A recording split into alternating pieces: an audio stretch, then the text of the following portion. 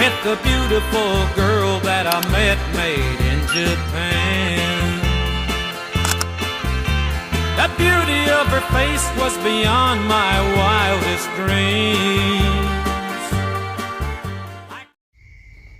Assalamualaikum warahmatullahi wabarakatuh. Perkenalkan, nama saya Aida Yumna Salsabila.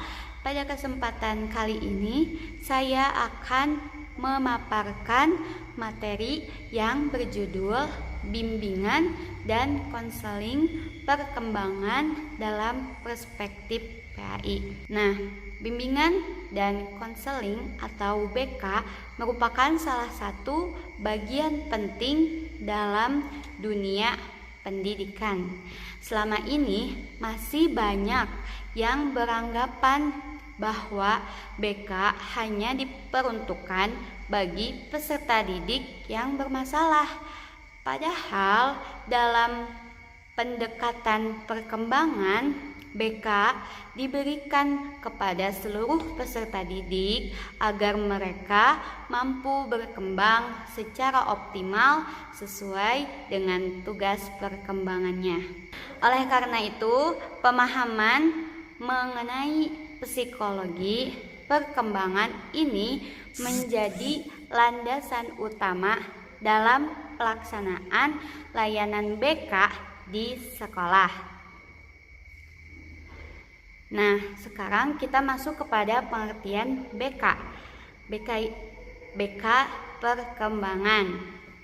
Bimbingan dan konseling perkembangan adalah layanan yang membantu peserta didik mencapai perkembangannya secara optimal sesuai dengan usia, potensi, dan karakteristik masing-masing individu. Dalam dunia pendidikan, psikologi perkembangan membantu guru untuk memahami karakteristik peserta didik sehingga proses pembelajaran maupun layanan BK dapat diberikan sesuai dengan tahap perkembangannya.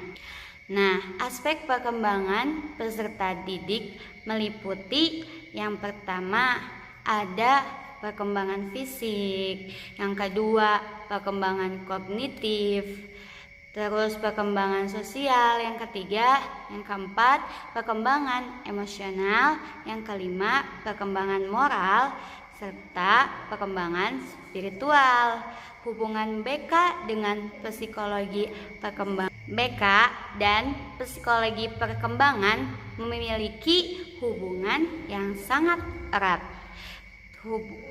Psikologi perkembangan memberikan informasi mengenai karakteristik peserta didik pada setiap usia, sedangkan BK menggunakan informasi tersebut sebagai dasar dalam memberikan layanan yang sesuai dengan kebutuhan peserta didik. Dengan demikian, layanan BK menjadi lebih efektif karena mempertimbangkan kondisi perkembangan dari peserta di perspektif psikologi perkembangan.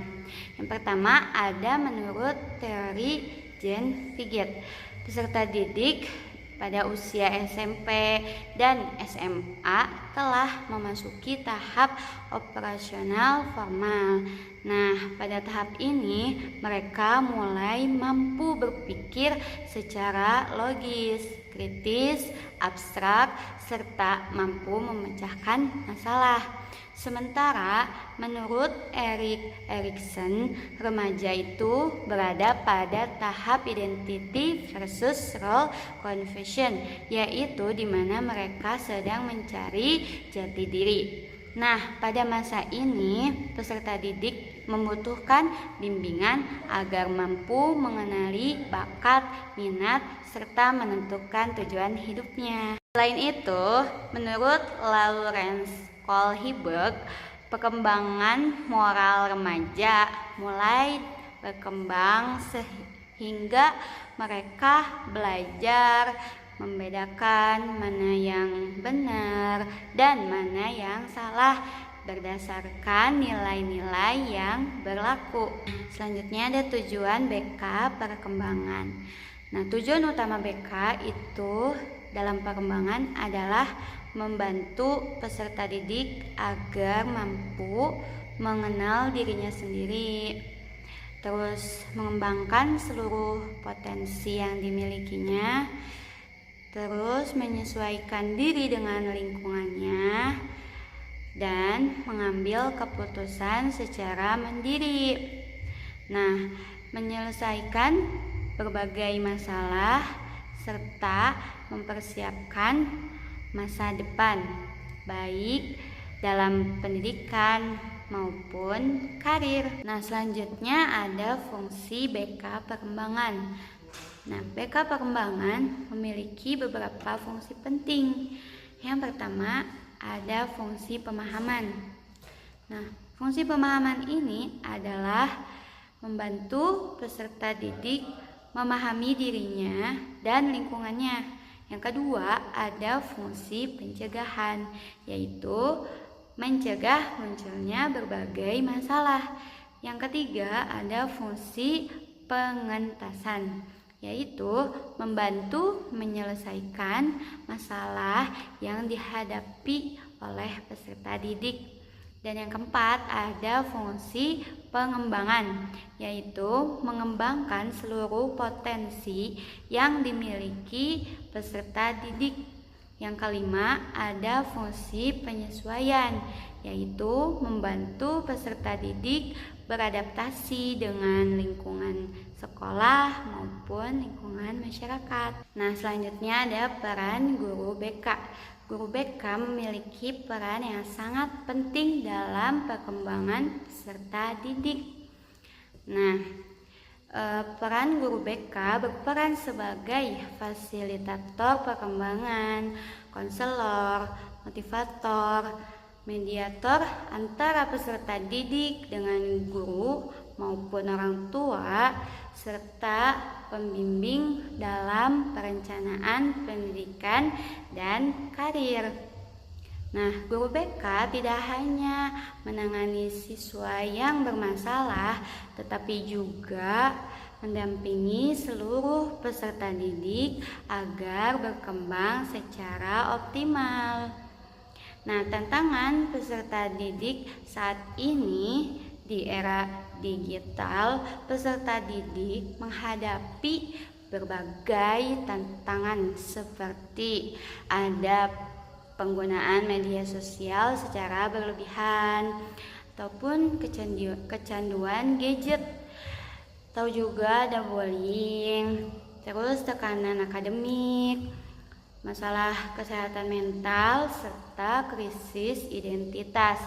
Karena itu, layanan BK perkembangan menjadi semakin penting agar peserta didik itu mampu menghadapi tantangan tersebut secara positif. Nah, sebagai penutup di akhir video kita ini, dapat disimpulkan bahwa bimbingan dan konseling perkembangan merupakan layanan yang didasarkan pada teori psikologi perkembangan melalui pemahaman terhadap perkembangan fisik, kognitif, sosial, emosional, moral, dan spiritual peserta didik. Guru BK dapat memberikan layanan yang tepat sehingga peserta didik itu mampu berkembang menjadi pribadi yang mandiri, bertanggung jawab, serta siap menghadapi kehidupan di masa depannya. Demikian pemahaman materi yang dapat saya sampaikan. Terima kasih atas perhatian teman-teman semua, dan terima kasih juga telah menonton video saya. Wassalamualaikum warahmatullahi wabarakatuh. This dream, like cherry blossoms blooming in the mountain in the early spring.